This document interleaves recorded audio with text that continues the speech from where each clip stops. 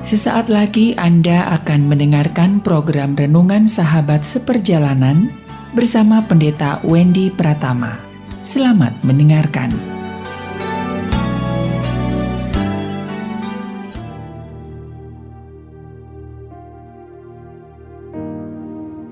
Shalom sahabat seperjalanan, selamat bertemu kembali dalam layanan audio sahabat seperjalanan. Hari ini adalah hari Sabtu, 7 Januari 2023. Tema renungan saat teduh kita dengan judul Menuntun bukan menuntut.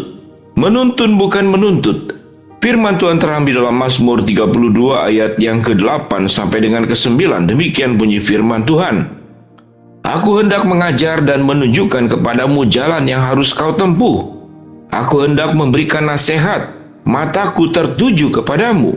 Janganlah seperti kuda atau begal yang tidak berakal, yang kegarangannya harus dikendalikan dengan tali les dan kekang. Kalau tidak, ia akan mendekati engkau. Mari kita berdoa.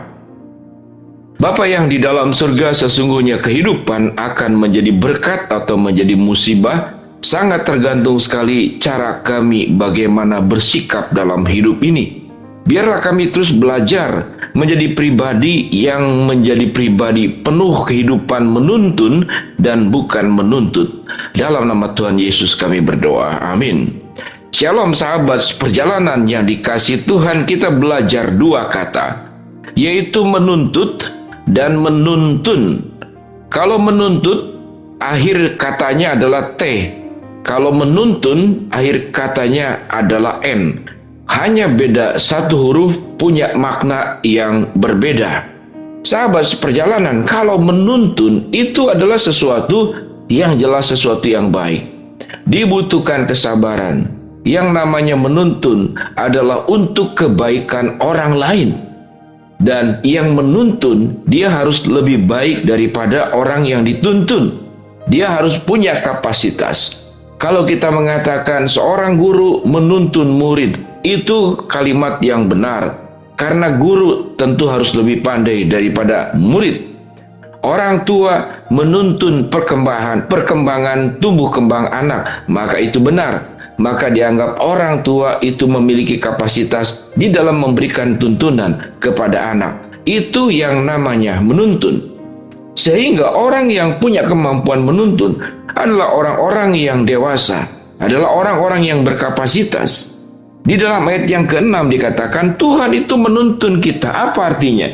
Aku hendak mengajar dan menunjukkan kepadamu jalan yang harus ditempuh. Maka di sini adalah Tuhan yang menuntun. Tuhan yang punya segala-galanya adalah yang menuntun kita untuk hidup di jalan yang dikatakan dalam firman Tuhan, jalan yang kau tempuh, jalan yang benar, dan mataku tertuju kepadamu. Ini adalah menuntun. Biarlah memasuki tahun yang baru, doa kita kepada Tuhan dan perjuangan setiap sahabat seperjalanan kepada diri sendiri, bagaimana di dalam tahun yang baru ini saya akan menjadi pribadi yang bisa menuntun. Menuntun siapa? Sebelum menuntun orang lain adalah menuntun diri sendiri. Agar hidup dituntun dengan niat, dengan sebuah tekad menjadi lebih baik. Tanpa merugikan orang lain, tanpa menjadi beban buat orang lain, tanpa kemudian merusak kehidupan orang lain, melakukan perkara-perkara yang buruk. Karena seorang pribadi penuntun, dia harus memiliki kapasitas sebagai penuntun. Lalu apa itu penuntut? Kalau penuntut terjadi pada ayat yang ke-9. Apa yang firman Tuhan katakan?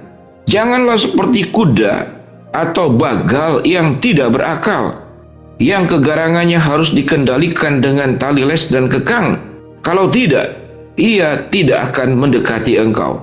Apa yang dimaksud dengan kuda atau bagal atau keledai yang tidak berakal?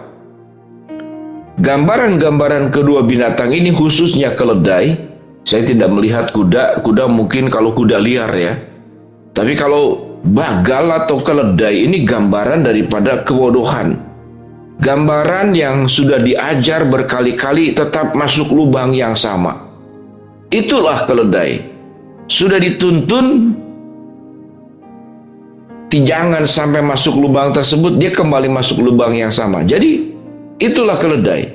Jadi kalau dituntun tidak mau, dia hanya akan menjalani kehidupan sesuai dengan kemauannya sendiri. Dan itu adalah bentukan daripada sifat kanak-kanak. Sifat anak-anak itu sifat yang hanya bisanya itu menuntut, hanya bisanya menuntut. Sahabat seperjalanan, saya baru punya cucu satu. Nah, cucu ini dia akan nangis kapan saja. Ya, dia membutuhkan tuntunan. Dia tidak bisa minum sendiri, dia tidak bisa makan sendiri, dia tidak bisa berganti pakaian sendiri karena usianya baru 1 tahun. Membutuhkan tuntunan, membutuhkan dukungan. Maka usia 1 tahun itu usia yang lucu-lucunya. Tapi sahabat seperjalanan, kalau kita sudah usia 30 tahun, sahabat seperjalanan usia udah 40 tahun, 50 tahun, 60 tahun, namun perilaku kehidupannya masih seperti anak-anak yang belum bisa makan makanan keras. Maka sesungguhnya kita seperti bagal, kita seperti kuda liar, kita seperti keledai.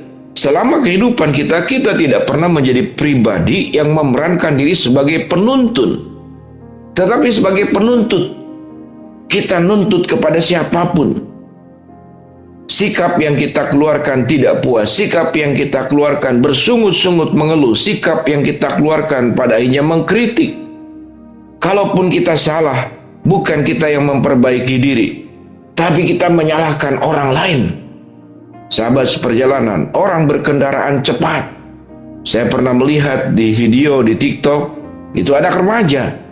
Dia sendiri yang ngebut, dia sendiri yang jatuh, lalu kemudian dia injak-injak itu motornya sendiri. Bayangkan, dia marah-marah sendiri. Mengapa motor yang disalahkan? Motor yang membawa dirinya, memberikan kemudahan kepada hidupnya agar bisa sampai kepada tujuan jauh lebih cepat. Dan dia sendiri yang mengendarai dengan kebut-kebutan, lalu dia terjatuh. Seharusnya itu menjadi sebuah kesadaran titik balik untuk mengalami sebuah kehidupan yang lebih dewasa dan matang. Namun yang terjadi, dia tendang-tendang, dia injak-injak itu motornya sendiri, padahal motornya sendiri. Sahabat seperjalanan, di dalam suasana masih tahun baru ini, maka biarlah kita mengalami sebuah pembaharuan kehidupan kita sebagai anak-anak Tuhan. Apakah kita masuk dalam kelompok pribadi penuntun atau penuntut? Kalau penuntun, bersyukurlah. Kehadiran sahabat seperjalanan menjadi pribadi yang memberkati, karena kau memberi dampak yang positif kepada orang lain. Dan kau pun tentunya menjadi pribadi yang sudah berdampak yang baik kepada diri sendiri.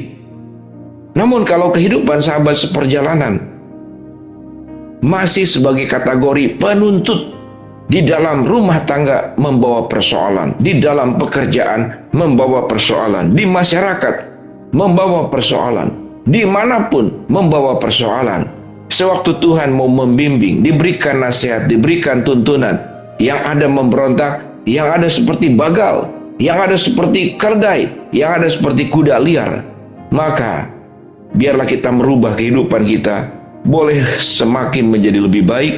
Jangan jadi pribadi penuntut, tapi jadilah pribadi penuntun. Mari kita berdoa.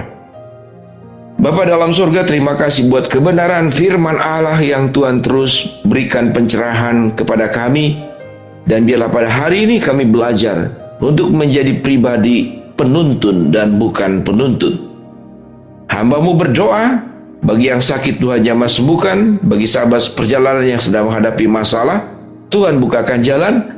Bagi sahabat seperjalanan yang sedang berdoa, memohon, berharap sesuatu kepada Tuhan, Tuhan kabulkan sesuai dengan rencana dan waktu-Mu. Dalam nama Tuhan Yesus kami berdoa. Amin. Shalom sahabat seperjalanan, jadilah pribadi penuntun dan jangan jadi pribadi penuntut. Shalom, Tuhan memberkati.